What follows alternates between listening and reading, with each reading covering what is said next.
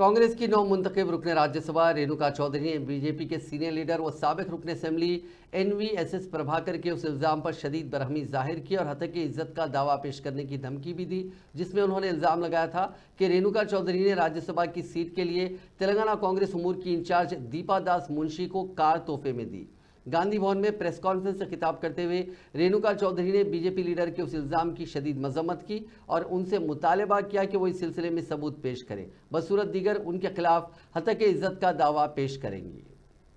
అనేది వాళ్ళు తలపర్చిన తర్వాత నిన్నో మొన్న ఆయన రాజీనామాలు చేయటం,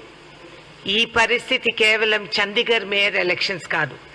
యావత్ భారతదేశం ఎన్నికలు అని అనౌన్స్ చేసిన తక్షణం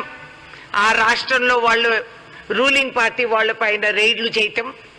ఈడీలు ఇంటి వరకు చేరటం, ఈ విధంగా భయ ఆందోళన వాతావరణం ఒకటి సృష్టించటం, ఆ తర్వాత ఎంటైర్ కేబినెట్ అలాంగ్ విత్ ప్రధానమంత్రి గారు దిగి రావటం, ఏవేవో కథలు చెప్పేయటం, ప్రజల్ని మభ్యపెట్టడం, ఇంతవరకు ఈ 10 సంవత్సరాలు అందరూ చూసి ఓర్చుకున్నారు. ఇక ఓర్పు అంత సాగదు అనేది అందరూ కూడా గమనించారు, గ్రహించారు. రాహుల్ గాంధీ గారి యాత్రపై